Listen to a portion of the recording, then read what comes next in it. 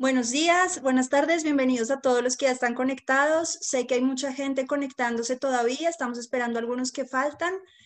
Vamos a dejar que se sigan conectando, pero vamos a dar inicio a la sesión por las personas que ya están conectadas, nuestras panelistas, nuestra moderadora. Un saludo para todos muy especial desde Rumbo. Yo soy María Clara Sánchez, coordinadora de proyectos. Y para los que no conocen la red, somos una red académica que busca responder a las necesidades de la sociedad a través de investigación en ciencia, innovación y tecnología. Para quienes nos acompañaron la semana pasada, empezamos este proyecto de los webinars Rumbo Más y en esta ocasión vamos a tratar el tema de educación y género. Entonces, para empezar, los voy a dejar con nuestra moderadora, Natalia Marenco. Ella es comunicadora social con maestría en política y gobierno, consultora, emprendedora, socia, gerente de Just Be Woman Power, un centro de bienestar para mujeres único en su tipo, emprendedora 100%, mamá. Natalia, adelante, bienvenida.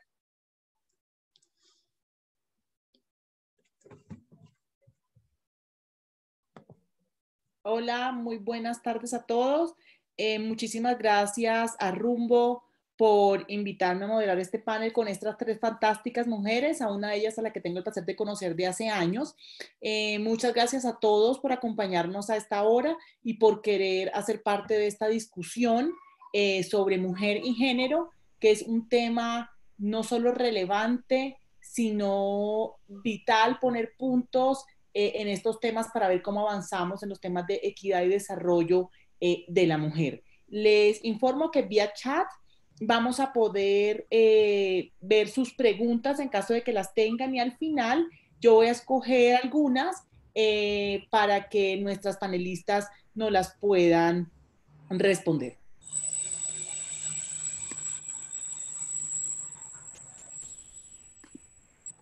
Bueno, entonces vamos a presentar a nuestras panelistas. Una de ellas es Dadeiva García Quintero. Ella es la subsecretaria de Integración Interinstitucional de la Secretaría de Educación de Bogotá. Dadeidamia, perdón, estoy pronunciando súper mal el nombre. Dadeidamia es licenciada en Psicología y Pedagogía de la Universidad Pedagógica Nacional, con especialización en Gerencia Educativa de la Universidad Libre de Colombia, Gobierno y Políticas Públicas de la Universidad de los Andes, Educación Artística y Cultura y Ciudadanía de la Universidad de Valladolid, España. Dadeiva, muy buenas tardes y gracias por acompañarnos. Buenas tardes. Ahí están viendo mi nombre escrito, Deidamia, que no es tan difícil. Ya una vez que lo aprendes, Natalia, lo vas a dominar. Sí, debe ser la falta de costumbre.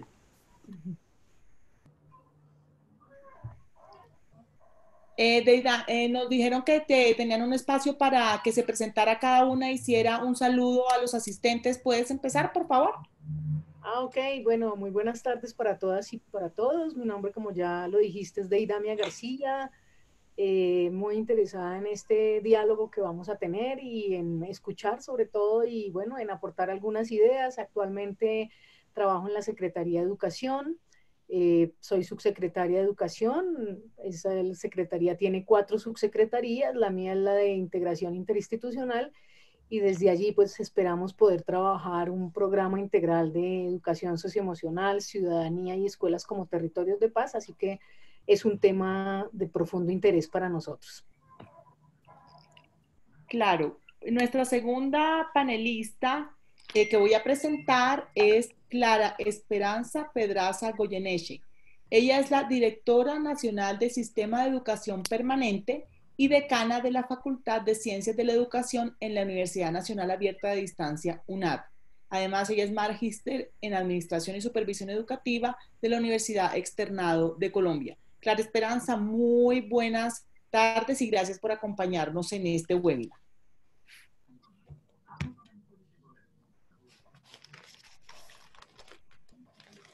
Tiene sonido. Bien, un saludo muy especial a todos. Gracias por esta invitación.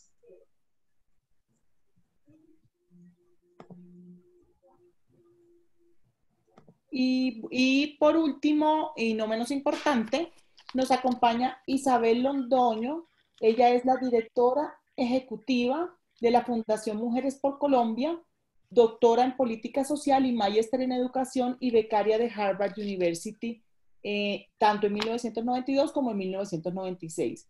Ella es economista industrial de la Universidad de los Andes. Isabel, yo creo que lidera uno de los procesos más importantes en el país de formación de mujeres líderes desde muy temprana edad que están en el colegio, y esa Fundación Mujeres por Colombia tiene una serie de actividades muy importantes por si hay jóvenes universitarias que nos acompañan, sobre todo en generar debates y discusiones sobre las mujeres líderes, las mujeres en el liderazgo y las mujeres en diferentes sectores. Isabel, muchísimas gracias por acompañarnos y muy buenas tardes. Gracias. Saludo a todas nuestras asistentes y a los pocos hombres que nos acompañan, y sugiero que utilicemos en preferencia un lenguaje femenino, ya que hay muchas más mujeres participantes.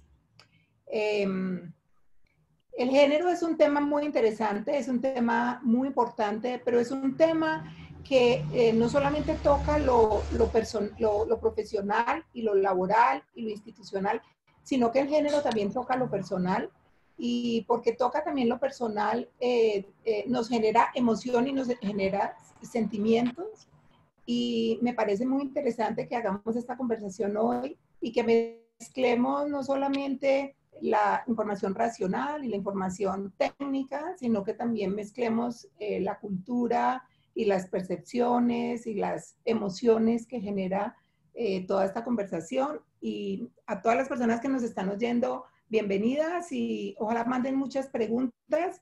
Creo que en las preguntas que no alcancemos a contestar por aquí podemos después contestarlas a través de email o de cualquier otro medio, así que sería muy bueno que nos igual pregunten.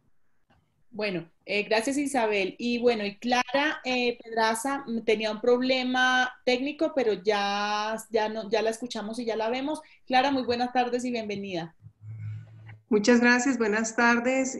Muy feliz de estar compartiendo con ustedes, sobre todo por la experiencia de quienes me acompañan, por su trayectoria. Para mí también va a ser muy enriquecedor, de manera que estoy muy feliz y muy dispuesta también a escucharlos e interactuar con ustedes y con todas las personas que se han conectado a esta webinar. Gracias. Bueno, entonces ya sin más preámbulos, comencemos esta discusión. Digamos, voy a hacer unas preguntas generales inicialmente para que cada una de las panelistas lo responda desde su perspectiva, desde su experiencia y desde su área de trabajo. Y luego, si yo veo la necesidad, hago alguna contrapregunta, y si hay alguna pregunta relacionada, voy a tratar de incluirla del público para que no se olviden de preguntar si tienen alguna idea. Desde su campo, ¿cómo percibe el rol de la mujer en los procesos educativos actuales en América Latina? Para que hablemos un poco de perspectiva ampliada, no solo de Colombia. ¿Cualquiera? De Idamia, si quieres, comienza tú, gracias. Bueno, pues bueno, muy interesante la pregunta. Un poco yo tengo la idea como de compartir algunas cosas. Me pareció muy interesante el nombre de este webinar de género y educación. Yo creo que la educación, una primera cosa es que la educación no es un espacio neutral, ¿no? Y justamente por eso creo que hay que trabajar en educación, ¿no? Y creo que hay muchos avances en América Latina en este tema, de entender que la educación no es un espacio neutral, ¿sí? Y que hay que trabajar entonces en ese espacio, de entender que la educación es ante todo un ejercicio político, y que a través de la educación tenemos una responsabilidad de aportar y de aprender y de cuestionar, y particularmente de a través de la educación generar un ejercicio continuo de romper prácticas de discriminación, de prejuicios, de construcciones sociales y culturales. Pero en este primer momento quisiera decir que yo creo que cada vez más, a través de los movimientos de mujeres y de las organizaciones de mujeres y de un espacio de mujeres profundamente organizadas con una responsabilidad política, podemos ir incidiendo en educación, y eso es lo que se está viendo, un movimiento profundamente latinoamericano, ¿sí? Político, que entiende que la educación es un espacio no neutral y que hay que llegar al escenario educativo para lograr transformaciones profundas, que la educación implica reflexión, pero que también implica un esfuerzo de cambio de prácticas y de movilización. Para mí, creo que en esta pregunta, cuando tú haces la pregunta, lo que yo estoy viendo en términos de imágenes es esa movilización de mujeres en toda Latinoamérica en torno, por ejemplo, a las violencias, en torno a la defensa y a la garantía de los derechos sexuales y reproductivos, movilización, ¿sí? Es como una conciencia colectiva que ha estado protagonizada históricamente por las mujeres y que ahora también es un tema de mujeres, y además sigue siendo un tema no solamente de mujeres, sino un tema también intergeneracional dentro de las mujeres, ¿sí? Ves niñas, chicas jóvenes, mujeres mayores, y yo creo que entonces a tu pregunta diría, hay un movimiento latinoamericano cada vez más sólido, más fuerte, intergeneracional, que descubre, por ejemplo, que descubre y que hace que nos demos cuenta cada vez más que la educación no es un espacio neutral y que hay que trabajar profundizando en los temas de género en ella. Bueno, cometí una equivocación y me están aquí llamando un poco la atención por interno, qué pena con ustedes. Había un espacio de 5 minutos para que cada una de nuestras panelistas hiciera una introducción al tema. Entonces, poniendo un poquito en pausa la primera pregunta, Isabel, ¿quieres comenzar con tus 5 minutos? Por favor, gracias. Bueno, voy a compartirles una presentación. Que está aquí. Y ahí, ¿Listo? Ahí. Entonces, un minuto porque no me está. ¿Qué es esto? Ok. Bueno, entonces yo quisiera como recordarles, hacer como un contexto que me hubiera gustado que lo hubiera hecho Deidamia, pero es un contexto de qué ha pasado con la educación de las mujeres en Colombia. Y voy a hablar de las mujeres en Colombia en particular, que es una situación que se podría extrapolar a la mayoría de los países de América Latina, con muy pocas excepciones. Los países de América Latina en los últimos 50 años han tenido un crecimiento impresionante del nivel de educación de las mujeres. Y ese crecimiento, y es algo que hay que recalcar, no fue hecho, no surgió de una política expresa pública de que las mujeres se educaran. Las mujeres se educaron porque a las mujeres se les antojó educarse, porque las familias tomaron la decisión de educar a las mujeres, porque contrario de África y el sureste asiático, Colombia no tuvo ningún programa de promoción de la educación de las mujeres, como si tuvieron países como Bangladesh, muchos países africanos y muchos países de Arabia, del sureste de Arabia. Las mujeres se empezaron a educar en Colombia y empezaron en las carreras tradicionales en los años 50, 40, 50, 60, carreras tradicionales como psicología, trabajo social, las licenciaturas, las humanidades. Pero con el tiempo y hacia los 80 hubo una transformación muy importante en Colombia en la educación de las mujeres, y es que empezaron a 3 carreras se volvieron predominantemente femeninas, 3 carreras que eran hasta entonces masculinas. Y esas carreras fueron medicina, todas las ciencias económicas y derecho. Y cuando uno mira las estadísticas del ICFES de matrícula universitaria, uno puede mirar cómo entre los 50 y los 80 las mujeres se fueron moviendo de las carreras tradicionales a estas 3 carreras, y uno lo empieza a ver también en el mercado laboral. En el mercado laboral también uno empezó a ver cómo en los hospitales, no solamente empezaron a predominar las mujeres enfermeras, sino que ahora eran mujeres médicas, odontólogas, administradoras de salud. Lo mismo en los bufetes de abogados, en la justicia empezamos a tener muchísimas mujeres abogadas, ¿sí? Y en las ciencias administrativas, pues es la explicación de que la OIT dice que Colombia es el segundo país del mundo con más mujeres en la gerencia media. Ese es el resultado de que las mujeres entraron a todas las ciencias económicas.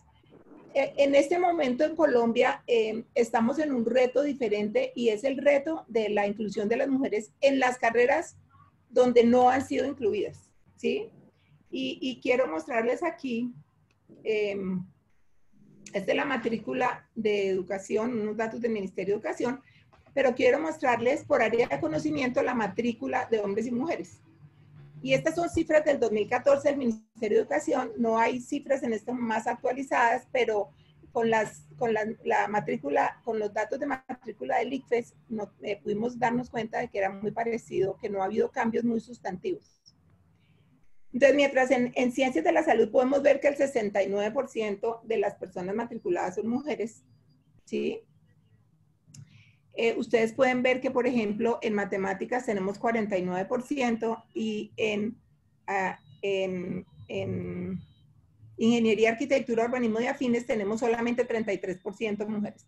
Y creo que este es el mayor reto, esto es lo que plantea el mayor reto de la educación en este momento de las mujeres. Y plantea un reto muy grande porque el tema es el tema de en qué se educan las mujeres, tenemos que conectarlo con qué empleos está generando el sistema, dónde está generando el sistema más empleos. Entonces, aquí podemos ver la matrícula de mayor vinculación de las mujeres, ¿sí? Nutrición, salud pública, odontología, bibliotecología, psicología, bacteriología, sociología, instrumentación, terapias. Y podemos mirar aquí las de menor vinculación de mujeres. Ingeniería civil, ingeniería de sistemas, el campo militar, ingeniería mecánica, ingeniería eléctrica, ingeniería electrónica, física. ¿Sí? Entonces, las carreras tradicionales de mujeres, la licenciatura, bacteriología, enfermería, profesiones de cuidado, y las de menor, donde hay menos mujeres, todas las de STEM. Sistemas, todas las ciencias básicas, ingeniería agrícola, las ciencias básicas naturales y las ciencias básicas exactas. Aquí vemos la matrícula de las carreras de STEM de las mujeres. Y vemos, por ejemplo, que en física, que se parece mucho a las ingenierías, 22% mujeres contra 78% hombres. Eso es como el perfil más común. Y ustedes pueden mirar aquí que eso pasa en Antioquia, pasa en Cauca y pasa en Santander. Es un poco más grave en Cauca, pero pasa lo mismo en Antioquia y pasa en Santander.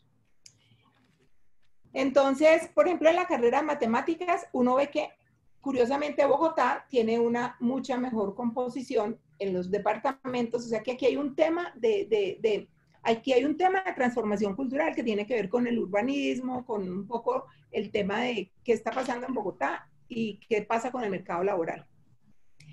Ahora, ¿por qué esto es tan importante? Porque las mujeres se educan es para tener ingresos. Aquí estamos mirando los 5 programas de nivel universitario con mayor tasa de vinculación y mejor salario. Entonces, miren, química, farmacéutica, medicina, ingeniería eléctrica, estadística, derecho. Pero miren la diferencia entre el salario de las mujeres, el más alto, 2.900.000 en medicina, y miren los salarios de los hombres en geología, medicina, ingeniería electromecánica, ingeniería catastral, administración. ¿Sí ven? O sea, aquí está la brecha salarial, ¿sí? Solamente en ingeniería de petróleo ganan más las mujeres que los hombres, de resto en todas las demás profesiones hay más hombres en estas profesiones y las brechas salariales son altas. Entonces, yo solamente quiero dejar, yo quería dejar planteado esta conexión, este tema de el incremento de la educación de las mujeres, el tema de qué estudian las mujeres y cómo hemos hecho cambios, el tema de la educación y la conexión con el trabajo, y por último, quería mostrarles esto que también es como para que lo comentemos y lo discutamos, que es la situación de Bogotá en términos de estadísticas de educación y ocupación. Y entonces quiero mostrarles que desde media bachiller hay más mujeres que hombres. Hay más mujeres que hombres, la matrícula es de más mujeres que hombres. Pero aunque hay más mujeres educadas de bachillerato, tecnológico, universitario y posgrado, hay brechas gigantes de empleo, que, por ejemplo, entre mujeres bachilleres y hombres bachilleres, aunque hay el mismo número de mujeres que hombres, hay un 11% de diferencia en ocupación. Y a las mujeres con menos de bachillerato, 21% de brecha en ocupación. Entonces, lo que vemos aquí es que a las mujeres les va bien educándose, porque cuando se educan sus brechas de ocupación son mucho menores que con los hombres. Las mujeres con menos educación tienen unos niveles de desempleo mucho más altos que las mujeres con alta educación. Pero cuando miramos el tema en qué se educan, vemos que las brechas salariales más grandes las tenemos en carreras que tienen que ver con tecnología, ingeniería y ciencias básicas. Y quiero dejar aquí porque creo que como Deidamia lo mencionó, la educación es algo político y por supuesto aquí hay una posición política que tiene que ver primero con que la educación tiene que ser relevante para generar autonomía económica y segundo en que la equidad se logra también creando la oportunidad de la equidad económica, de la autonomía económica y del progreso y de la participación en la vida económica del país de las mujeres a un nivel igual que el de los hombres. Y dejo allí. Gracias, Isabel. Nos está preguntando Víctor por el interno si es viable que esta presentación se envíe vía correo electrónico a los asistentes. ¿Se puede? Yo creo que sí. Ok, perfecto, gracias. Entonces, Clara, ¿quisieras hacer uso de tus 5 minutos iniciales para introducir el tema? Sí, gracias. ¿Me están escuchando? Sí, señora. Ah, bueno. Sí, en realidad vamos a ver una presentación en donde planteo o trato de plantear un poco la conexión entre educación, género y paz. Y tiene mucho que ver también con lo que mi antecesora acabó de presentar en relación con esas realidades que viven las mujeres y esas brechas que hay surgidas a partir de la educación y su conexión con todo lo que tiene que ver con el mundo del trabajo. Adelante entonces con la presentación, gracias.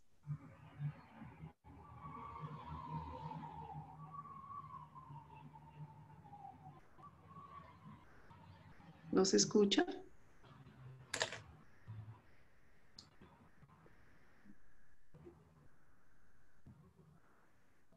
Las condiciones de formación que realmente... Bien, un saludo muy especial a todos. Gracias por esta invitación a abordar educación para la paz con perspectiva de género. He planteado algunas preguntas. Inicialmente, ¿cuál es el rol de la mujer en la construcción de la paz?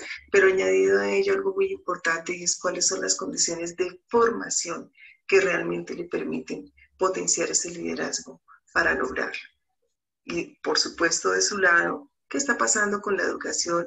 ¿Qué está pasando con su articulación desde el nivel, desde educación inicial hasta el nivel posgradual?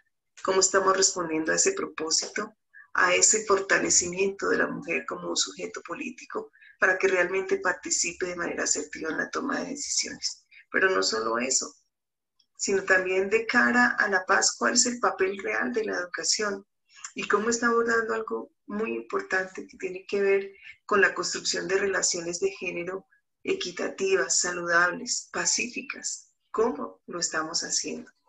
Esto tiene que ver directamente con una educación para la paz con enfoque de género. Estamos en una coyuntura que en realidad, si lo vemos, no es coyuntura, es un proceso histórico que se ha venido desarrollando y el que hemos tenido que afrontar, que tiene que ver con las víctimas del conflicto armado. A 1 de abril de 2019 teníamos 4.218.519 mujeres víctimas del conflicto armado, por abandono, por despojo forzado de tierras, por actos terroristas, por atentados, por desplazamiento, por hostigaciones, por amenazas en contra de la libertad y la integridad sexual, por ejemplo. Pero también nos encontramos en un proceso de construcción de paz, ¿cierto? En donde se llegó a un acuerdo que tuvo como característica diferenciadora en el mundo la transversalización del enfoque de género. Hablamos con 132 hombres y mujeres excombatientes. Frente a lo que pensaban respecto a esa transversalización, ustedes ven en pantalla algunos de los elementos que tienen que ver con este tema. ¿Con qué nos encontramos? Bien. En verde está totalmente en desacuerdo. en amarillo relativamente de acuerdo y en azul totalmente de acuerdo. Si ustedes observan, en realidad lo que se planteó en ese momento fue un poco de desesperanza frente a la transversalización de ese enfoque de género en el acuerdo de paz. Se destacan algunos elementos bien interesantes, como por ejemplo la voluntad de la incorporación de estas personas a programas de sustitución de cultivos ilícitos. Y también en amarillo, un relativamente de acuerdo con que es posible que este enfoque de género del acuerdo de paz logre la disminución de la violencia sexual. Sin embargo, hay algunos aspectos que subyacen allí que tienen que ver un poco con el sistema patriarcal que vivimos en nuestra sociedad. Y frente al acceso a la educación, aún encuentran desesperanza porque consideran que hay barreras de discriminación que no permiten el acceso real a la educación.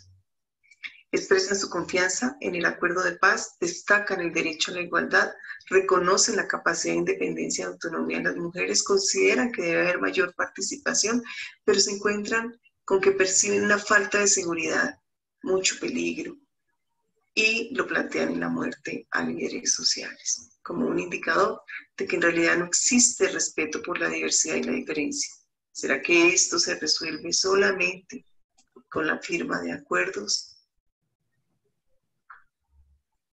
Creo que aquí la educación juega un papel también muy importante.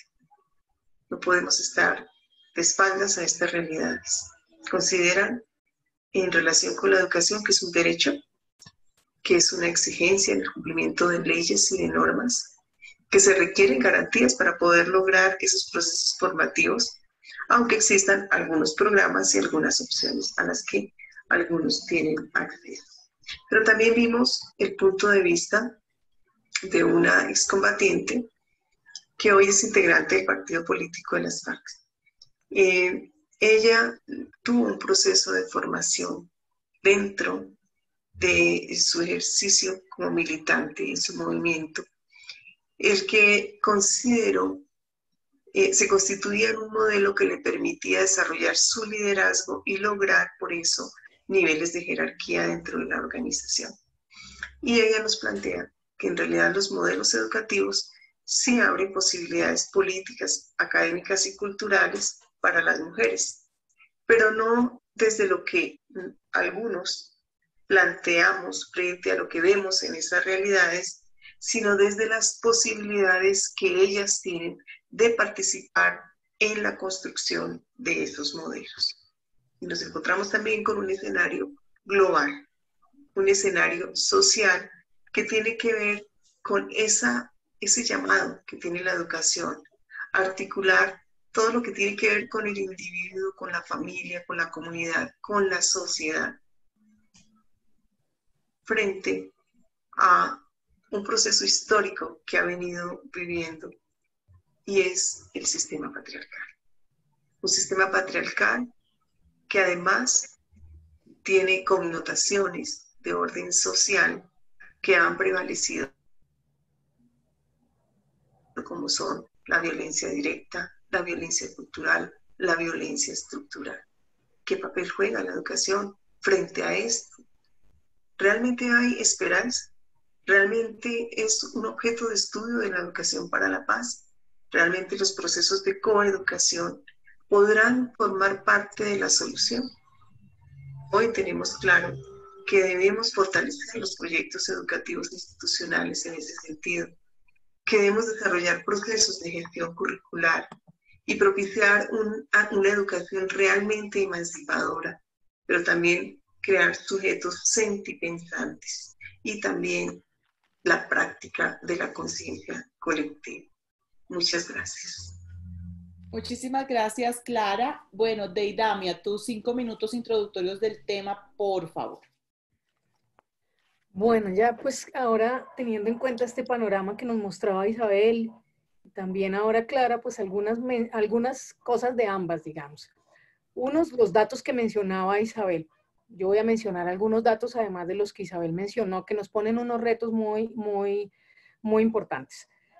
Nosotros tenemos, por ejemplo, en el sistema público distrital alrededor de 36 personas que ejercen el ejercicio de la docencia. Dentro de esos, digamos, alrededor del 69% somos mujeres. Eso es una cosa supremamente años. El ejercicio, digamos, educativo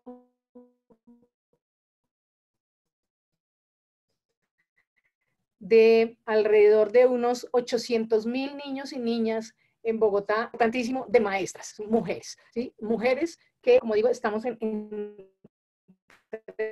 esas edades. Entonces, nos pone un reto enorme, que seguramente es un dato que conocíamos, pero nos pone un reto enorme en términos de que no solamente las políticas de género deben estar dirigidas a las niñas y a los niños que estudian, sino a las mujeres y a quienes ejercemos, por ejemplo, la tarea docente. Ese, digamos, para mí es un reto enorme, porque siempre aparece qué vamos a hacer en términos de la transversalización de las políticas de género, y aparecen, por supuesto, el sistema educativo y el sistema educativo público, que tiene 785.000 estudiantes, pero creo que hay que mirar los estudiantes, niños y niñas, ellos y ellas, y por ejemplo, ese grupo tan importante de maestros y maestras, 35.250, de los cuales el 69.5 somos mujeres.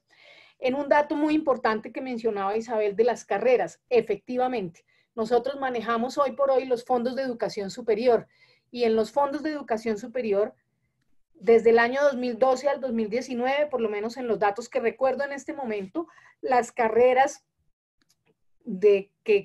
con las que se eligen, digamos, o las que eligen los estudiantes, son más que todo Derecho, Psicología e Ingeniería Industrial, ¿sí? En el campo, digamos, de la educación superior, el Derecho sigue siendo una elección bastante fuerte y predominante, particularmente en hombres y en mujeres, y la psicología en mujeres, ¿sí? Las ingenierías son poco elegidas y también poco ofertadas. Ya no es un tema de si la persona elige, sino un tema de si en los gobiernos qué tipo de oferta tenemos en términos de educación superior y qué tipo de oferta diferencial en términos de educación.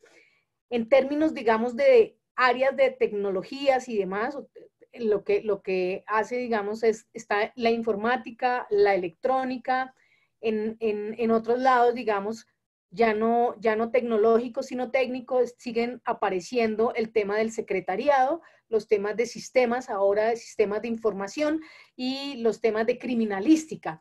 Este auge de la criminalística fue vinculado, digamos, a el cambio en el sistema de justicia, digamos, se da como un auge, digamos, de esa área de formación. Pero esos, digamos, son como datos, digamos, como que suman a lo que estaba diciendo Isabel en términos del contexto. En términos de la política educativa, digamos, más del plan de desarrollo, que son también importantes. Hay dos cosas en el plan de desarrollo. En el plan de desarrollo que estamos proponiendo para Bogotá, pues estamos diciendo, hay que tejer un nuevo contrato social. Un nuevo contrato social entre los ciudadanos y las ciudadanas que habitamos esta ciudad. Y dos cosas resalto, digamos, para este análisis. La reducción de la pobreza monetaria multidimensional y la feminización de la pobreza. Digamos que es un tema que nos lleva también a ser bastante analíticas y creativas en términos de lo que podríamos hacer en función de ese tema.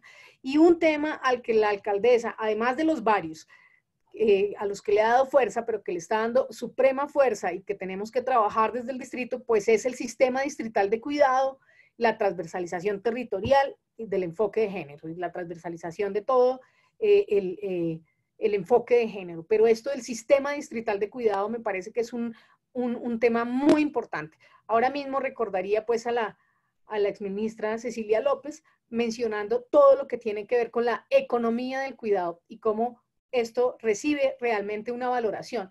Y menciono estos dos temas porque aunque puedan ser de política grande del distrito, debieran ser y lo serán temas de la política educativa de Bogotá, ¿sí? Cómo aprenden los niños y las niñas, y particularmente las niñas y los niños, cómo aprendemos sobre economía del cuidado en la escuela. ¿Sí? Eso, digamos, será uno de los retos muy importantes de nosotros. Y ya, digamos, en términos de los datos que daba Isabel, las apuestas de política educativa que en esta materia y de política distrital que en esta materia tenemos, y algunas anotaciones que yo creo que hay que tener en cuenta en este tema para trabajarlo de mejor manera y cómo pensaríamos nosotros en trabajarlo. Uno, que como mencioné al comienzo a partir de tu pregunta, pues sí creo que la educación no es neutral, y aunque pueda parecer obvio, es muy importante decirlo, ¿sí? Porque también al decir eso estamos diciendo que hay varios tipos de educación, y unos concebimos la educación como un ejercicio político de cuestionamiento y otros conciben la educación como un ejercicio político de adoctrinamiento, ¿sí? Y de perpetuación de las discriminaciones, y otros la concebimos como un ejercicio político de romper prácticas de discriminación, prejuicios y demás, aunque eso genera, por supuesto, a su vez más conflictos y a su vez más diálogo con esos conflictos. Creo que hay que mirar, y es en lo que estamos mirando en nuestro programa, los datos, pero no solo, ya en el contexto educativo, no solo los datos cuantitativos en términos de rendimiento escolar, de permanencia en el colegio, de relación, digamos, del número de maestras y maestros y de cuántos tienen formación en estos temas, sino datos cuantitativos que también nos toca mirar para tejer políticas de género y educación. Por ejemplo, los temas de interacción entre los niños y las niñas, los temas de interacción entre los maestros y las maestras y sus estudiantes, y los temas de orientación escolar. Ahora, ¿sí? Nosotros estamos mirando cómo a través de la orientación escolar, ¿sí? No solamente se atiende el riesgo psicosocial, ¿sí? De una manera pedagógica, sino cómo por esa vía también tenemos que trabajar en los temas de la transversalización del enfoque de género. Otra cosa que tendrían, dime, no, la tranquilo. Última, digamos, para cerrar aquí en esta parte, una cosa que tendría presente es una acción multinivel, incluso dentro del propio sistema educativo. Quiere decir una acción que toca a la persona, ¿sí? Al niño, a la niña, que toca a los docentes, a los directivos docentes, una acción que toca a las instituciones escolares como un todo, y una acción que toca a las instituciones escolares en relación con su contexto.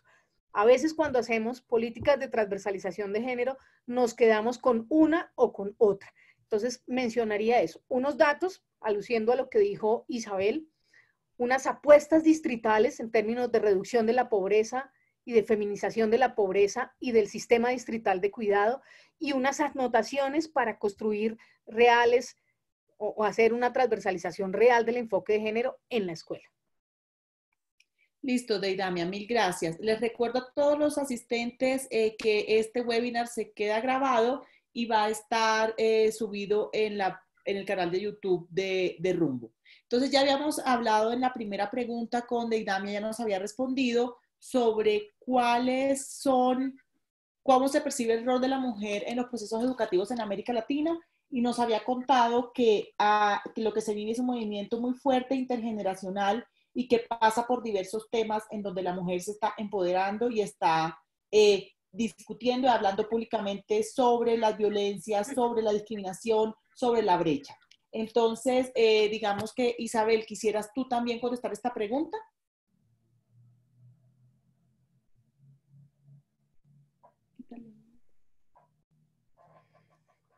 Isa, no tienes sonido. Isa, no tienes audio.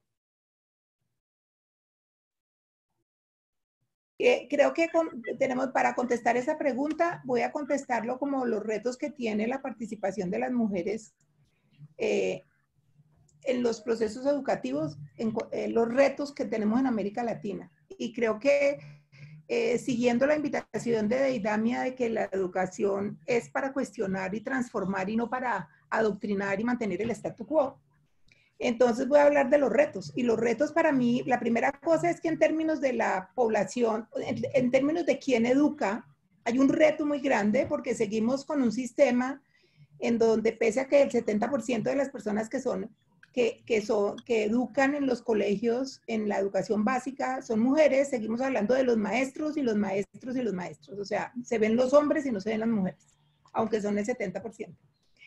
Que tenemos un número muy bajo de mujeres en los cargos de rectoras de los colegios, o sea que las mujeres están haciendo, 70% de mujeres son maestras, pero el porcentaje de mujeres rectoras de colegios es muy bajo, y lo mismo pasa en las universidades. muchas mujeres profesoras universitarias y muy pocas mujeres rectoras, aunque tenemos que reconocer que ha habido un crecimiento en el número de mujeres decanas. Entonces ese es un reto, el reto de la mujer en el poder en la educación, en la dirección y el poder de decisión en la educación. Si nos vamos al tema, hay otro reto que tiene que ver con qué estudian las mujeres, que ya lo planteamos, que es un problema que tenemos en toda América Latina y que creo que en otros países podría ser hasta más fuerte que en Colombia, y es el tema de qué estudian las mujeres y cuánto, y el siguiente reto es cuál es el reconocimiento que el mercado laboral hace de la educación de las mujeres. Entonces, pese a que las mujeres se educan, el mercado laboral paga menos a las mujeres, aunque tienen más educación, y además de que hay una brecha salarial que es común a todas las ocupaciones, una brecha salarial entre hombres y mujeres, el hecho de que las mujeres escogen las profesiones de cuidado, y me conecto aquí con lo que decía Deidama del sistema, el sistema de la economía del cuidado, que tenemos que dejar de pensar que el sistema de la economía del cuidado es un tema de mujeres, eso es un tema de la sociedad, cuidar es un tema de la sociedad y no de las mujeres solamente. El tema de que las mujeres escogen prioritariamente profesiones de cuidado hace que no entren en los sectores laborales de mayor reconocimiento salarial y de mayores oportunidades de crecimiento, y por eso tenemos que construir de alguna forma mayor equidad en cuanto al acceso de las mujeres a todos los tipos de profesiones y a todas las profesiones, las bien remuneradas y las no tan bien remuneradas, y no desproporcionadamente en las no tan bien remuneradas. Entonces creo que dejo esos tres retos planteados: el de la dirección, el de qué estudian las mujeres y el de cómo se remunera la educación de las mujeres. O sea, da la impresión de que la sociedad no valora la educación de las mujeres. Entonces, como que no le estamos sacando el beneficio productivo y económico de la educación de las mujeres, porque cuando tenemos brechas de 20% en ocupación entre hombres y mujeres en niveles de educación, lo que estamos diciendo es, mujeres educadas se están quedando sin trabajo, mientras que hombres con menor educación sí están consiguiendo trabajo. Bueno, Clara, y cuéntanos tú cómo ves el rol de la mujer en los procesos educativos en América Latina. Clara, tienes que ponerte audio, por favor. Ya. ¿Ahí me escuchas? Y ahora sí, ya. Sí, ok.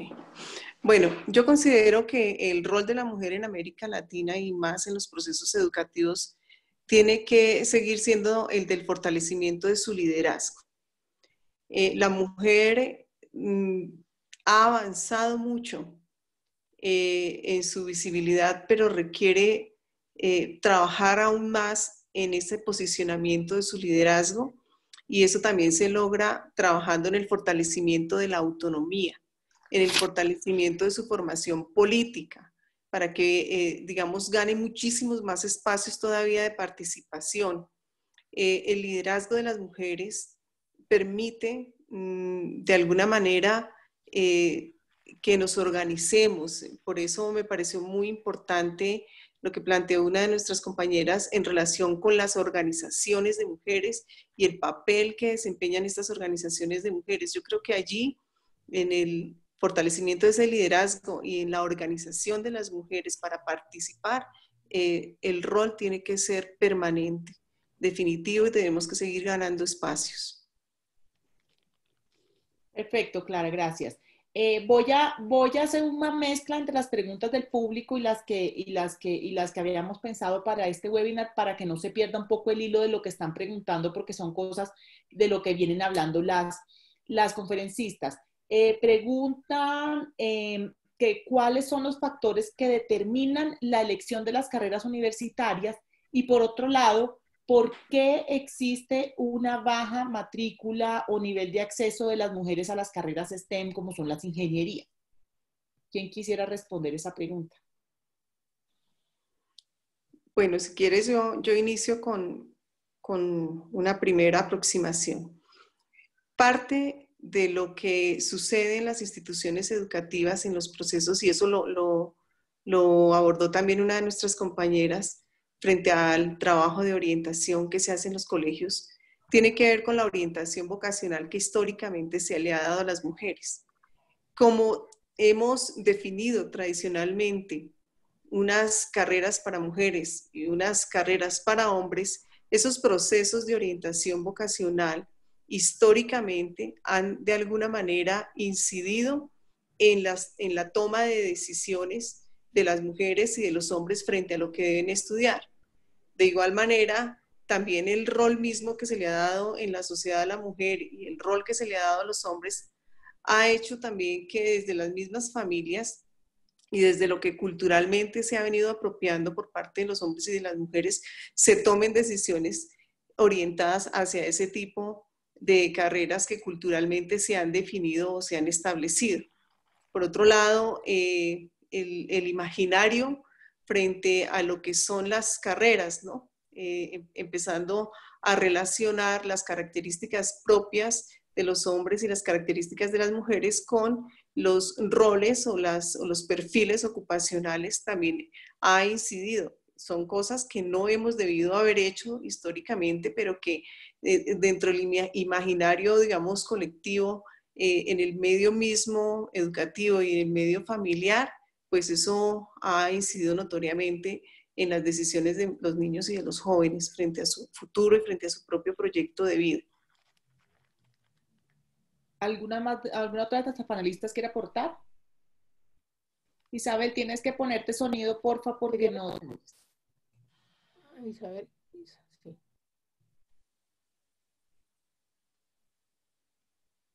Todavía no, Isabel.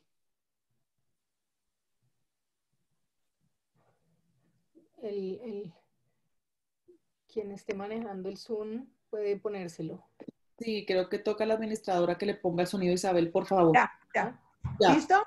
Ok. Sí. A mí me parece muy interesante, la pregunta y me parece que hay un problema en Colombia y es que las jóvenes, las mujeres y los hombres que estudian en colegios públicos en Colombia no tienen acceso, tienen acceso a un programa muy ligero de orientación profesional, por decirlo mejor. Es un programa ligero en el sentido de que no hay la calidad y las oportunidades y las actividades y la atención al tema de la orientación profesional en los colegios públicos que uno encuentra en los colegios privados.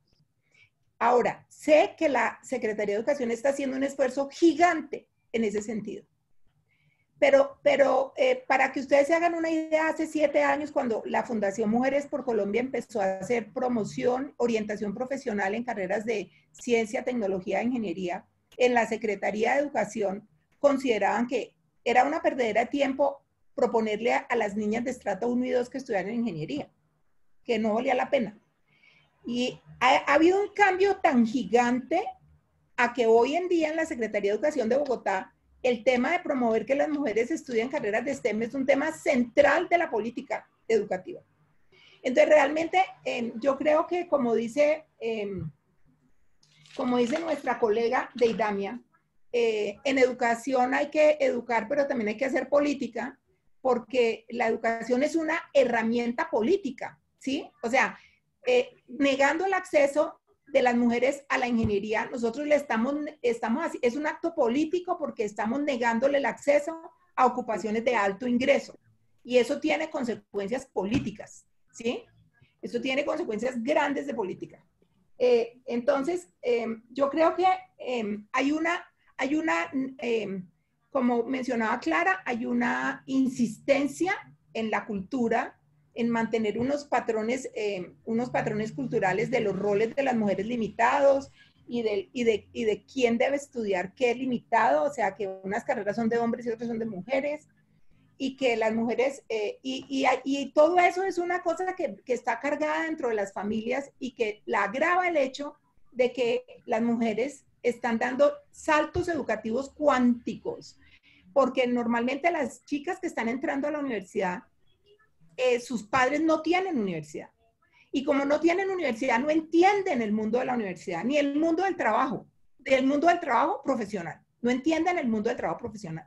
Y entonces consideran que mejor estudie contabilidad, que ahí tiene un tío que estudia contabilidad y no estudie ingeniería geológica, porque nosotros no conocemos a nadie en el mundo del petróleo y no va a conseguir trabajo. Entonces, mejor estudie contabilidad para que pueda trabajar a media cuadra con un contador en la esquina, ¿sí? Entonces, hay una cantidad de patrones limitantes dentro de las familias, hay patrones limitantes dentro de los docentes y las orientadoras profesionales, que también, que a quienes yo creo que tenemos que ayudarles a dar este brinco, ¿sí? Exponencial al mundo del trabajo del futuro, a las carreras del futuro, pero estoy segura de que hay un interés en la Secretaría de Educación y que hay un interés en las maestras y los maestros en hacerlo. Y tenemos como que también empezar a poner mucha más en los medios y en los periódicos y en la televisión roles de mujeres ingenieras, médicas, neurocirujanas, ¿sí? Técnicos en manejo de pozos petroleros, técnicas en manejo de pozos petroleros, y etcétera. O sea, y dejar de mostrar a la mujer con una lavadora, en una cocina, cambiando un pañal, dejar de mostrar a las mujeres así, porque tenemos también unos medios que mantienen esta cultura. Deidamia, tu turno para esta pregunta. Sí, iba a mencionar que, pues, que se mantienen, ya lo dijo Isa, tres asuntos. Nosotros estamos haciendo un esfuerzo, como ella lo mencionó, en términos de las niñas, la vinculación de las niñas, por ejemplo, a la ciencia. Y eso es un esfuerzo enorme, y todo el tema de formación integral de la vinculación de niños y de las niñas a la ciencia, a las artes, al deporte, a diferentes posibilidades que construyen capacidad de acción, ¿sí? Está cargada de prejuicios todavía.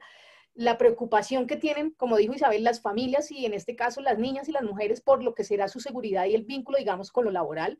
Y también hay que decir que no siempre la oferta del Estado ni la oferta de los gobiernos, en este caso el distrito, es la más aconsejable. De pronto sacas una oferta, digamos, sacas una convocatoria donde ofreces 3 o 4 posibilidades de estudio y ninguna de ellas tiene que ver, por ejemplo, con ingenierías, ¿sí? Entonces, también la oferta que sacamos y las posibilidades está marcando también un rumbo de la decisión. Y si tú ves que hay una oferta para la educación superior, que es educación superior, ¿sí? Y que tienes una posibilidad a través de un fondo de financiamiento, pues también te metes allí, digamos. Entonces, también la oferta que nosotros a veces posibilitamos está marcando una decisión, digamos, en la gente, y no facilita eso.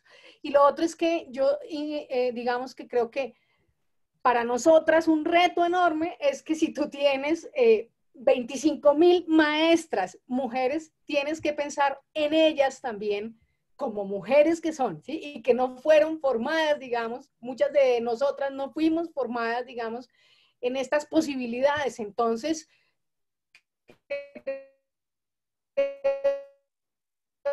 que una cosa más política, digamos, en términos de empoderamiento y de reconocer la práctica pedagógica de estas maestras que están en el sistema educativo público y en el sistema educativo. Yo creo que eso es una cosa muy importante. Y lo otro que decía antes es que la gente mira muy los datos, pero no necesariamente los datos, digamos, cualitativos en términos de las interacciones y demás, y a mí eso me parece que es muy importante, empezar a mirar los datos de permanencia, los datos de sostenibilidad de las niñas en el sistema educativo, pero también la manera en que las niñas, digamos, están cambiando y transformando el propio sistema a partir de nuevas interacciones y de nuevas lógicas. Miren que hace unos años que yo estuve directamente en la Secretaría de Educación, a pesar de todas las políticas del gobierno distrital y de todo lo que desarrollábamos, todavía había dificultades para mencionar y hacer un trabajo en función de las niñas, ¿sí? Hablamos de las mujeres, de las niñas, digamos, incluso en el propio movimiento feminista, digamos, había diferencias entre unas y otras por cómo asumir, digamos, el tema de la transversalización de políticas de género. Me parece que es muy, muy importante que esto es una tarea intencionada, es decir, no es una cosa, hay que intencionar la decisión política del gobierno, y creo que eso es muy importante en lo que está pasando en este momento, no solamente en la referencia de una mujer elegida como alcaldesa, de manera, ¿sí?, por voto popular, ¿sí?, sino que también defiende unas políticas en función de la igualdad de las mujeres, y eso me parece que es muy importante. Empezando, por ejemplo, por temas tan importantes como los derechos sexuales y reproductivos, y como la decisión que tienen las mujeres, por ejemplo, sobre su propio cuerpo, la autonomía y demás. Eso que lo diga yo es muy importante, pero que lo diga la alcaldesa mayor de Bogotá, eso es muy importante. Digamos que también la educación política en los temas de género trasciende la escuela, ¿no? Que hay otros escenarios que uno tiene que andar mirando e andar leyendo para poder hacer política educativa en esta línea. Bueno, y ya son las 3 de la tarde y me voy a tomar la libertad de invitarlos a que nos acompañen unos minutos más para la última pregunta, y que sea la de cierre, y le voy a pedir a nuestras 3 fantásticas invitadas a que nos ayuden respondiendo en un minuto. Sería, ¿cuáles son los principales obstáculos que le impiden a la mujer alcanzar hoy la equidad de género en la educación? Ya Isabel mencionó 3, y la voy a ampliar para que Isabel pueda ampliar sus ideas en el sentido de cuáles son los aspectos más críticos en donde nos falta por avanzar en estos temas. Si quieres, Clara, puedes comenzar, por favor. Bueno, yo creo que uno de los grandes obstáculos tiene que ver con esa educación tradicional que aún prevalece. Se requiere del fortalecimiento de los proyectos educativos institucionales, se requiere de cambios realmente culturales que trasciendan realmente los currículos hacia lo social, que realmente se incorporen todas estas perspectivas de género, pero que se hagan visibles, que ese proyecto educativo institucional sea vivido realmente desde esas transformaciones que requiere. Pero si continuamos fomentando esa educación tradicional por múltiples motivos, porque puede que se hayan implementado nuevas estrategias, que hayan salido muy buenas políticas, lineamientos, decretos, en fin, una serie de recursos y herramientas que se emiten incluso desde el Ministerio de Educación, desde las Secretarías de Educación, pero que realmente no trascienden, no se decantan en la educación, en todos los niveles de formación, no solamente en educación inicial, en educación básica y media, sino también en educación superior. Si eso no se decanta allí, si eso no genera las transformaciones que necesitamos en educación, no vamos a salir adelante. Realmente es muy difícil. Ese es uno de los obstáculos que yo veo fundamentales. Isabel, si quieres, continúa tú en este tema. Pues yo creo que como Deidamia lo ha mencionado, tenemos un momento muy especial con una mujer alcaldesa, pero no solamente porque es mujer alcaldesa, es porque es una mujer que cree en la educación. Tenemos una mujer alcaldesa que tiene el nivel más alto de educación que ha tenido un alcalde en Colombia en la historia. Es una mujer que tiene un doctorado en ciencia política de una de las 5 mejores programas de ciencia política del mundo. Entonces, esta es una mujer que, es una mujer que no solamente es una mujer, sino es una mujer que con su educación llega al poder. Entonces, aquí hay un modelo muy importante que tenemos que mostrar, que tenemos que aprovechar, porque es un modelo que invita a las mujeres. O sea, Claudia es una mujer que invita. Yo creo que un reto es que las mujeres transformen su educación, toda la educación que tienen demasiada educación, en capacidad política.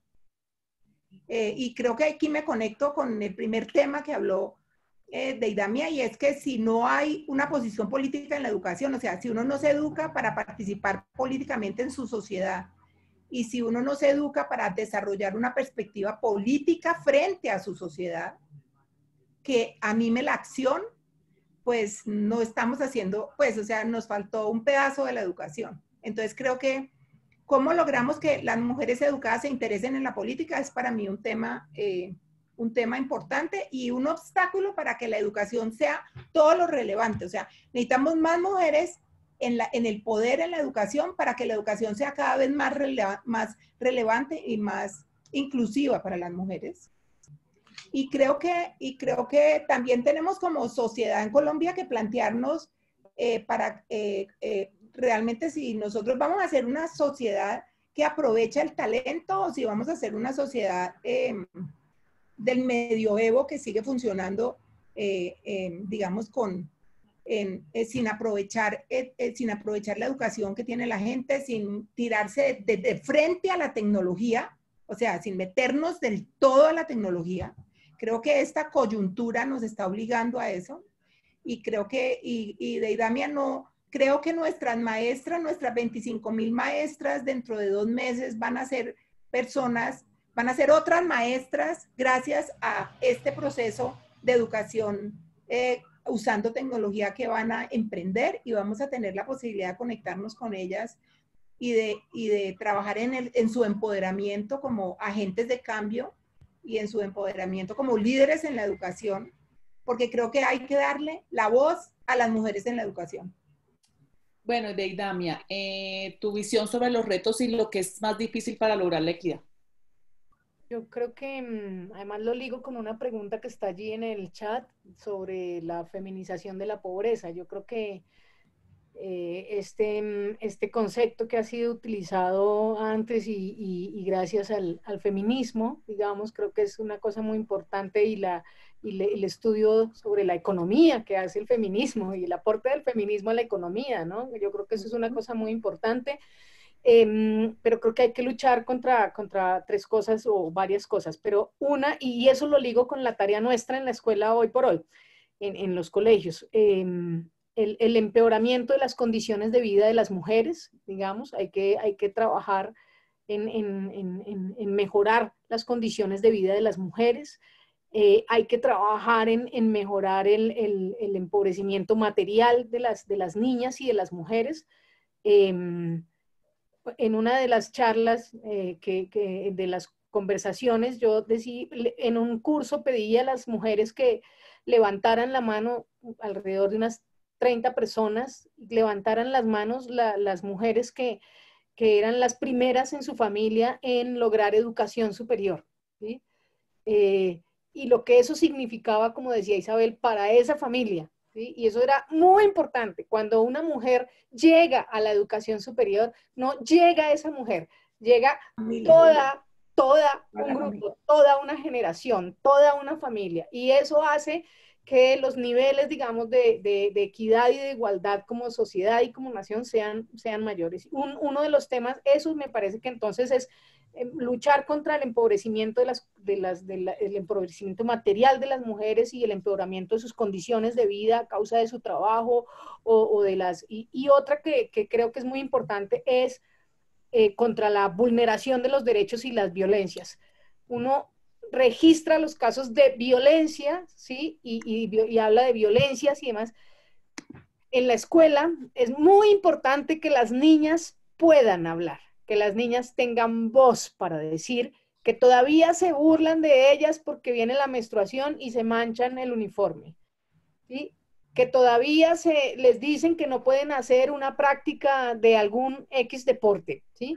¿Cómo hacer para que la escuela se convierta en un escenario, los colegios en un escenario donde se pueda hablar de aquellas cosas que vulneran los derechos de las niñas y hablarlo entre niñas y entre niños y que eso sea una práctica pedagógica, ¿sí? No es solo para el Día de la Mujer, sino que eso sea una práctica pedagógica. Entonces yo creo que nos enfrentamos a esos retos importantes y a esas limitaciones, pero creo que cuando hay intencionalidad de que eso es lo que debe hacerse en el sistema educativo y que hacia allá debemos trabajar y valorar también las prácticas que ya traen las maestras y que traen los maestros, que traen las maestras en estos temas. No suponer que uno va a llevar una política absolutamente transformadora y que va a pasar por encima de lo que la gente ha hecho y por lo menos por encima de lo que la gente todos los días y algunos de ellos todos los días reflexionan. Yo creo que tenemos el reto de luchar contra empeoramiento de las condiciones de vida de las mujeres y su empobrecimiento material.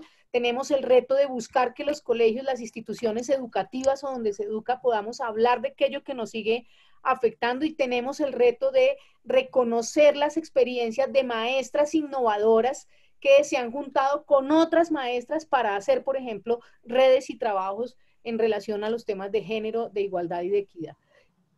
Me están preguntando por interno si es posible y si las tres panelistas están dispuestas, si podríamos quedarnos hasta las 3:30, que hay personas con más preguntas, si tienen el tiempo para hacerlo. Son las 3:10, 3:09. ¿Podrían acompañarnos un minuto más? Sí, está bien. ¿Y Clara? ¿Clara puede? Está bien, estoy un poco apretada, pero hagámoslo. Vale, gracias. Miren, es que hay una pregunta muy interesante que veo acá, y es que cuando un hombre incursiona en las carreras tradicionalmente femeninas, se mantiene la brecha salarial. Es decir, pasa lo mismo al contrario: cuando las mujeres entran a carreras tradicionalmente masculinas, hay una brecha salarial. Cuando pasa lo contrario, son los hombres los que entran a enfermería, por ejemplo, ese tipo de cosas. ¿Hay brecha? Lamentablemente, lamentablemente la brecha salarial se vuelve a ver, y uno ve, por ejemplo, que en los hospitales y en la práctica independiente, los hombres enfermeros tienen niveles de salario más altos que las mujeres. Porque hay una cierta percepción como de que, o sea, hay como una percepción de que la fuerza física hay que remunerarla en forma, no sé, en forma como, o sea, hay que pagarle porque encima de todo usted tiene una fuerza física y puede cargar cajas. Entonces usted es enfermero, pero puede cargar cajas. Entonces como nosotros no respetamos los saberes ni respetamos muchas veces los roles, ¿sí?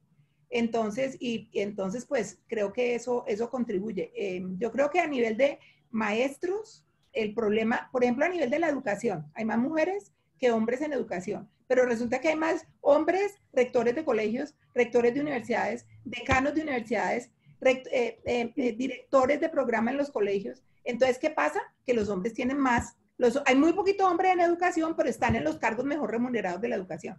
Entonces, es curioso que los hombres en profesiones femeninas también se cumple la brecha salarial y les pagan más que a las mujeres. Clara o Deidamia, ¿quieren hacer algún aporte en esta pregunta? No, creo que nuestra compañera ha sido muy contundente con su respuesta y el ejemplo que dio es perfecto. Bueno, animo a todas las participantes y que nos están acompañando, y a los participantes también, que nos hagan más preguntas por chat. Yo tengo una que Isabel, con un tema que Isabel tocó así muy transversal, tocando la crisis del coronavirus, del COVID-19, que estamos ahorita todos trabajando desde la casa, haciendo webinars, incluso ejercicio virtual, para poner este tema de si estos momentos para la evolución de las mujeres en la educación va a ser una ruptura, o va a haber unas que se van a quedar definitivamente rezagadas. Esto este tipo de estos 15 días o 3 semanas que vamos a estar encerrados, ¿van a marcar un cambio en los modelos educativos, o esto se va a quedar así y vamos a volver a lo de antes? Deidamia, ¿cómo lo ves? Uy, bueno, es una pregunta supremamente interesante. Yo creo que va a marcar, yo creo que esto va a marcar un cambio para todos, para todas, digamos, ¿no? Pero en términos de las mujeres, esta situación genera un cambio profundo, digamos. Eso es lo que yo espero, y además porque, pero espero que no sea tan doloroso para entenderlo, ¿sí? Espero que no tengamos que vivir tanto dolor para entender lo que significa hacer una reflexión más sobre la conexión que estamos teniendo con el planeta y con la Tierra y con las demás personas, ¿no? Y espero que este distanciamiento social, como han dicho por ahí los poetas, sea un hermanamiento humano, digamos, ¿no? Un distanciamiento social, pero un hermanamiento humano. Sí creo que va a haber cambios. Digamos, nosotros, por ejemplo, estamos enfrentándonos a una decisión muy importante. Definimos que en Bogotá no se salía a vacaciones como tal, sino que en Bogotá seguíamos aprendiendo en casa. Pero es cierto y hemos mantenido esa idea de que no salíamos todo el mundo a las vacaciones, sino que seguíamos aprendiendo en casa, ¿sí? Pero ahora el reto es, ¿qué es lo que podemos aprender en casa? ¿Sí? Ahora el reto es, ¿qué tanto podemos modificar y ayudar a cambiar las prácticas de familias y demás, de las mujeres y de los hombres y demás, para poder aprender en casa cosas distintas, ¿sí? ¿Qué tanto podemos animar a que la gente aprenda en casa sobre esta situación? ¿Qué tanto decimos aprender en casa y entonces la gente nos pregunta por las plataformas y por la virtualidad y no todos los niños y las niñas tienen acceso a estas herramientas?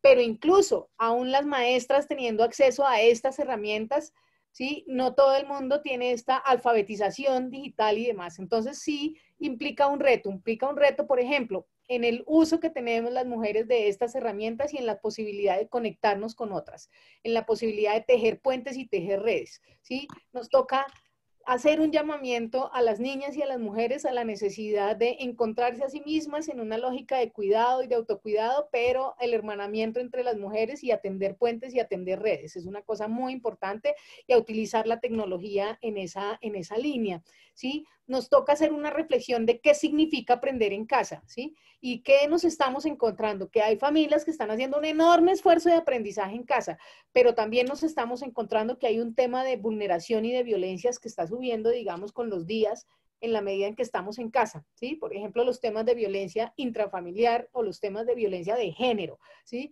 Que están subiendo también, ¿sí? Y un reto que digo es, ¿qué tanto este aislamiento social nos sirve para tener una reflexión profunda sobre lo que estamos construyendo nosotras, entre nosotras y como seres humanos? Digamos que sí creo que teje este momento un cambio muy importante.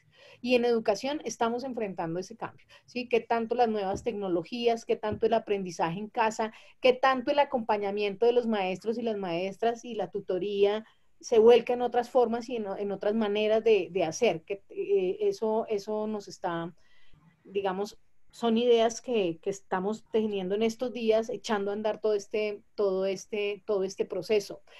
Temas como, por ejemplo, únicamente el tema del refrigerio escolar. ¿A quiénes ve usted haciendo la fila en estos días que teníamos fila con el refrigerio escolar? A las mujeres, ¿sí? Mujeres, una gran cantidad de mujeres con sus niños en el tema de recibir el refrigerio escolar. Entonces, sí es una situación que está poniendo a prueba varias cosas, ¿sí? Una situación que pone a prueba varias cosas que afectan la educación o que también la empoderarán, ¿sí? Porque la gente está descubriendo también que hay otras maneras de aprender. Por ejemplo, esto, ¿sí? Ayer teníamos una reunión con las rectoras y los rectores. Son alrededor de 160 rectoras, Isabel, ese es el dato que me daban, de casi 400 colegios, entre colegios públicos y por educación contratada. Son alrededor de 159, 160 rectoras en este momento. Teníamos una reunión con todos los rectores y las rectoras. La primera hora nos la echamos tratando de conectarnos, ¿sí? Tratando de utilizar la herramienta, de utilizar la plataforma, y eso que somos los rectores y las rectoras de los colegios. Entonces, hay un cambio enorme que esta situación nos está obligando también a que miremos esas cuatro cosas. Pero Deidamia, yo creo y me encanta que tú plantees eso, y agradezco digamos, tu transparencia, porque digamos que nos ayuda como a ver la profundidad del reto que esto está significando para maestras, maestros, rectores y rectoras, ¿sí? Yo decía que esto es, yo tengo mucha esperanza porque yo creo, no sé si tú estás de acuerdo y no sé si está de acuerdo Clara, que esto va a forzar a la gente a dar unos saltos exponenciales en su relacionamiento con la tecnología. O sea, se volvió la tecnología indispensable. Y creo que esto es algo que va a ayudar mucho a las mujeres, porque creo que las mujeres en ese sentido estamos atrás. O sea, yo tengo 63 años y conozco de la tecnología de forma como mujeres de 40 no la conocen, porque dicen, ay no, qué pereza, a mí no me gusta cacharrear el computador. Creo que las mujeres también, eso es parte como de las limitaciones que nos metió la cultura, de que nosotras no cacharreamos con el computador, que nosotras usamos lo mínimo. y que no usamos que no aprendemos a usar bien el teléfono y que no aprendemos a usar bien y que si se daña no sabemos arreglarlo. Entonces creo que aquí nos vamos a salir de una cantidad de ideas limitantes y me encanta que ustedes hayan creado ese espacio para reunir a rectores y rectoras y para además, digamos, casi que obligarlos a empezar, porque uno empieza y la segunda vez va a ser más fácil, la tercera vez va a ser más fácil. Y yo tengo mucha esperanza de que muchas maestras, maestros, rectores, rectoras y líderes en el área educativa y también las estudiantes van a ser capaces de dar brincos en su manejo, en perderle el miedo a la tecnología y en el deseo de sentirse acompañadas, en el deseo de seguir aprendiendo, porque miren que la tecnología ahorita tiene ese doble papel de acompañarte y educarte y enseñarte, ¿sí? Creo que tenemos que mantener el tema de que estamos acompañándonos a través del proceso educativo. Estamos juntos y juntas en un proceso de educación. Entonces, yo tengo mucha esperanza y creo que organizaciones como la Universidad Nacional Abierta de Distancia, que tiene semejante trayectoria en educación online, Clara, que seguramente también están dando un brinco exponencial en el manejo menos tradicional y en un manejo, digamos, más personal y todo. Creo que Clara nos puede contar un poco de cómo lo ve y ella cómo ve que va a cambiar aún a nivel de la educación universitaria este proceso. Sí, realmente ese relacionamiento a través de las tecnologías lo que hace es fortalecernos. Nos fortalece en principio a las mujeres, pero también a la educación en una competencia que es muy importante y es la de aprender a aprender, que no es lo mismo que recibir información para, digamos, que nos enseñen. Aquí se trata de aprender a aprender y eso también nos enseña un poco que el aprendizaje es a lo largo de la vida y en cualquier circunstancia, en cualquier momento y que nosotros necesitamos esas herramientas para poderlo lograr. Y creo que el hecho de que nos tiren a la piscina, como que nos empujen a la piscina de un momento a otro, hace que desarrollemos esa habilidad. Pero también algo bien importante y es cómo desarrollar esa posibilidad del trabajo en equipo y del trabajo en red con un propósito. Tú acabas de decir, se trata no solamente de aprender, sino también, no solo de educarnos a través de las tecnologías, sino también de acompañarnos. Entonces, ¿cómo se desarrollan o se desencadenan también ciertos procesos de orden afectivo a través de las tecnologías? Y cómo nos estamos acompañando y estamos logrando esa hermandad de la que nos hablaba nuestra compañera hace un rato, ¿cierto? Y todo eso lo estamos logrando a través de las tecnologías. Lo que sucede es que sí exige mucho, o sea, así como tiene muchas bondades, la educación virtual tiene muchas exigencias. No se trata solamente, pues, ahora de rápidamente ver cómo usamos una herramienta, sino también cómo construimos esas mediaciones pedagógicas potentes que realmente conduzcan al aprendizaje. Y eso exige, pues, procesos de planificación y de organización pedagógica y académica que no son sencillos y por eso me daba gusto escuchar ayer a la ministra en el consejo que hubo de ministros cuando ella decía, nos estamos preparando, ya estamos usando las tecnologías, pero ahora nos estamos preparando para poder desarrollar los procesos de aprendizaje, los procesos de formación, porque no es tan simple como mandar PDFs o pedir trabajos para que envíen por correo electrónico, es algo realmente complejo. Pero yo creo que vamos a salir en ese sentido, creo que vamos a salir muy potenciados todos, vamos a ganar todos. Bueno, tenemos 4 preguntas. ¿Les parece si las hacemos y cada una responde una para que nos alcancen los últimos minutos que tenemos? Entonces vamos con la primera. Hay una muy interesante que dice que si la maternidad se relaciona directamente con el concepto de maestra y que si existe la posibilidad de darle un valor adicional a las mujeres que aplican, que son maestras y madres, para que apliquen conocimientos desde este doble rol. ¿Vas a leerlas todas y luego? Como quieran, ¿sí? La segunda pregunta es que cómo se puede comenzar, es un consejo que les pide Lady, que ella estudia licenciatura en ciencias sociales y cómo puede comenzar a fomentar o a ayudar para empoderar a más mujeres. Emily nos pregunta que cómo se ve la transversalidad y las conexiones de la pedagogía, de la descolonización y la pedagogía en equidad de género. Y Juan Mauricio nos pregunta que cómo el aislamiento social actual afecta el avance de la equidad, teniendo en cuenta que hay temas que siempre permanecen, como la violencia de género, el rol de las amas de casa y quienes asumen la tarea del hogar y la crianza de los hijos ahora que todos están en la casa. Pues a mí me gustaría empezar por la pregunta de Juan Mauricio y yo creo que así como hablaba Clara y de que esto es una oportunidad para que las personas se metan de cabeza a la tecnología y en particular maestras, maestros, docentes universitarios y los estudiantes y las estudiantes. Esto también es una oportunidad para renegociar los roles dentro del hogar.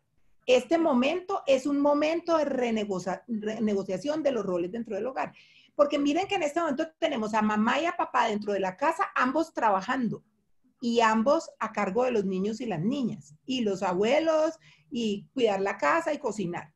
Entonces creo que este es un momento en donde es una oportunidad de las mujeres, es una oportunidad política de las mujeres de renegociar la distribución de las tareas del hogar. Porque no puede ser que una mujer tenga que trabajar de 8 a 6 de la tarde virtualmente en su empleo y encima de todo después ella tenga que estar ocupándose de los niños y también tenga que estar limpiando la casa y tenga que estar cocinando y el señor de 8 a 6 de la tarde trabaje virtualmente y luego se dedique a descansar. Yo no creo que muchas relaciones de pareja vayan a durar viviendo así en ese tipo de distribución. La distribución va a tener que cambiar. Invito a todas las mujeres a que renegocien. Este es el momento de renegociar las responsabilidades del hogar. Y creo que ahora esa renegociación, y como lo estaba comentando nuestra colega, esa renegociación es una renegociación que hay que hacer con inteligencia, ¿sí? Con buen humor, ¿sí? Porque esa es una renegociación que puede terminar en violencia familiar.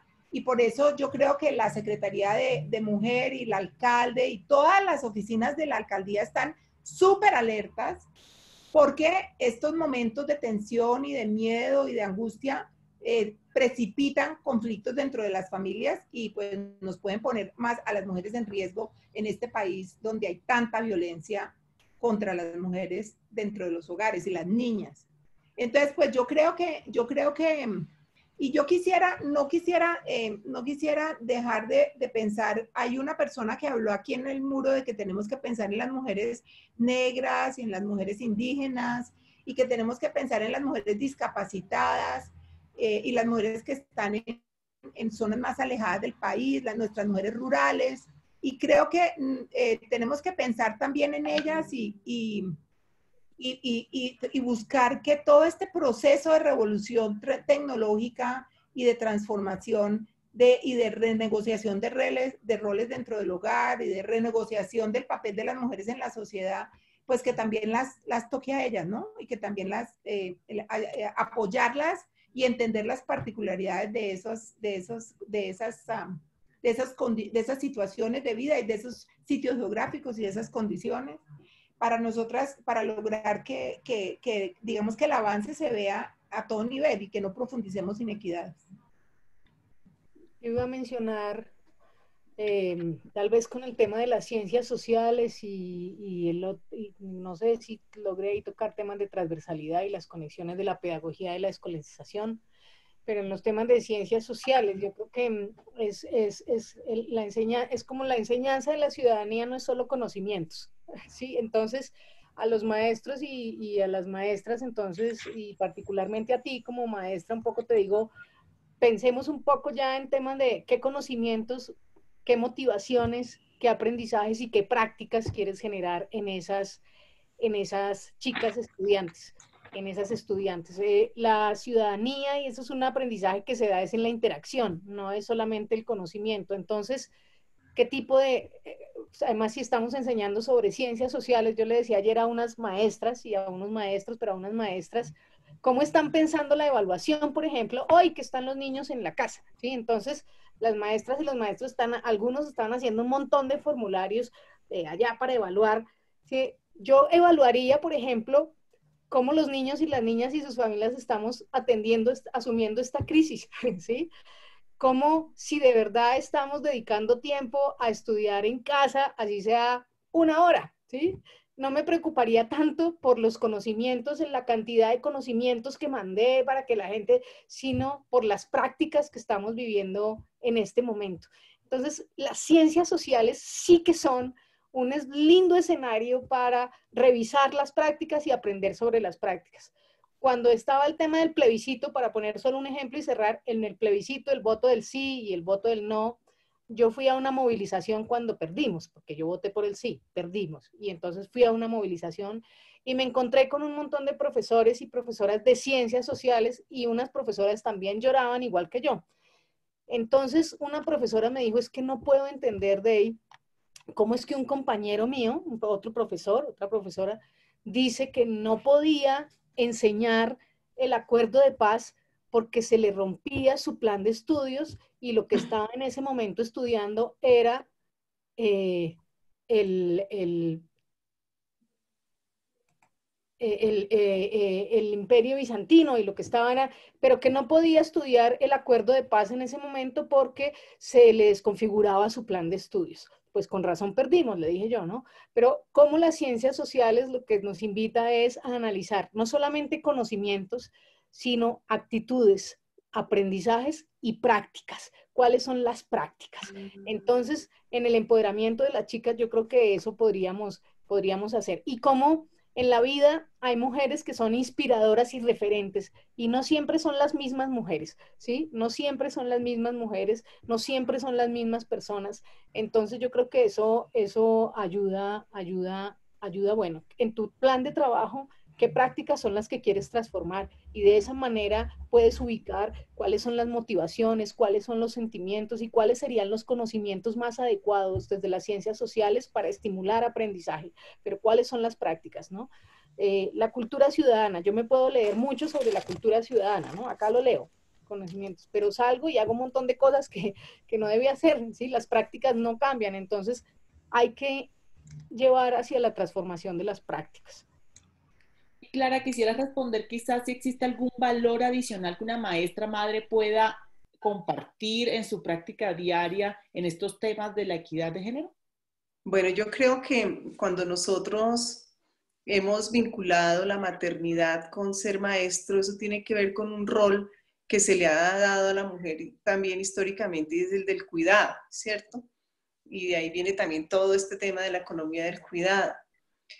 Y yo pienso que no se trata de tener más habilidades o más posibilidades o mayor éxito en la educación, ser mujer por ser mamá. Yo creo que los hombres también tienen mucho que aportar y mucho que dar en el escenario educativo como maestros. Creo que como padres también. Creo que nosotros tenemos que trabajar también el concepto de lo masculino, por eso se habla hoy mucho de las nuevas masculinidades. Creo que podemos aportar mucho desde todo lo que tiene que ver con el manejo, digamos, de las emociones, en términos de no dejarlo estrictamente para las mujeres, sino también para los hombres. Es decir, hay muchos aportes que se pueden dar independientemente de la maternidad. Creo que eso es algo que nosotros tenemos que empezar a diferenciar.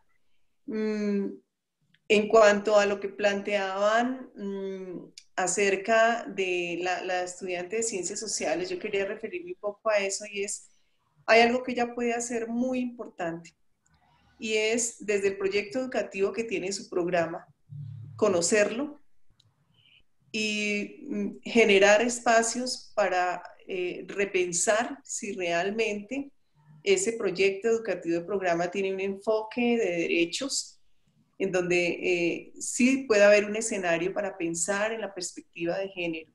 Y ella misma como estudiante puede generar y propiciar esos espacios de reflexión y seguramente va a encontrar acogida en muchos docentes para poderlo hacer y empezar a generar esas inquietudes dentro de su universidad y dentro de los espacios de interacción que ella tiene. Parece que eso es supremamente valioso e importante.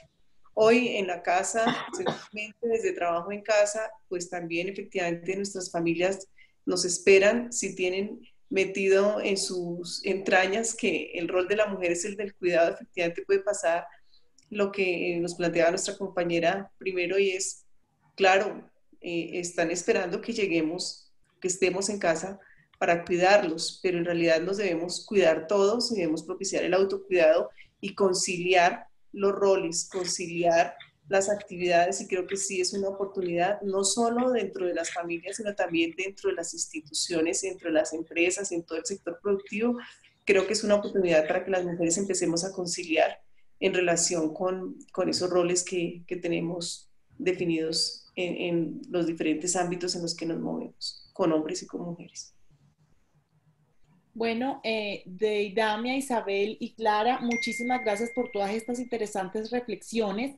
Creo que nos vamos con unos puntos muy importantes sobre las mujeres, la equidad de género y la educación, que sería muy interesante que todas las asistentes y los asistentes a este webinar nos ayuden a seguir poniendo estos temas sobre la mesa dentro de sus entornos y en sus trabajos o en su universidad, para que el debate continúe, porque son ya muchos los retos que tenemos: el cerrar la brecha, mejorar el acceso de las mujeres en carreras STEM, lograr que las mujeres sean las rectoras y las coordinadoras en los colegios, y todos esos retos que ya nuestras invitadas gentilmente nos han compartido.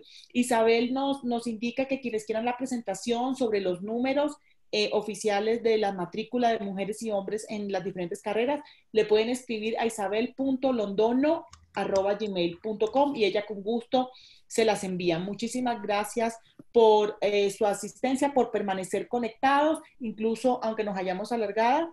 Y recuerden que este webinar, si lo quieren compartir, queda mañana subido en el YouTube, en el canal de Rumbos. Y aprovecho para invitarlos para el 1 de abril, también a las 2 de la tarde, al siguiente webinar Rumbo, que es sobre mi oficina, es lo que cabe en un morral. Una reflexión con el gerente de innovación de Scambia en Latinoamérica, que se llama Andrés Gallo Posada, y es cómo liberarnos de muchas cargas. Espero que nos acompañen. Muchas gracias. Gracias a todos. Gracias a todos. Gracias Isabel, Deidamia, Clara, Natalia. Gracias a todos los participantes. Nos vemos el próximo miércoles. Hasta luego. Hasta luego.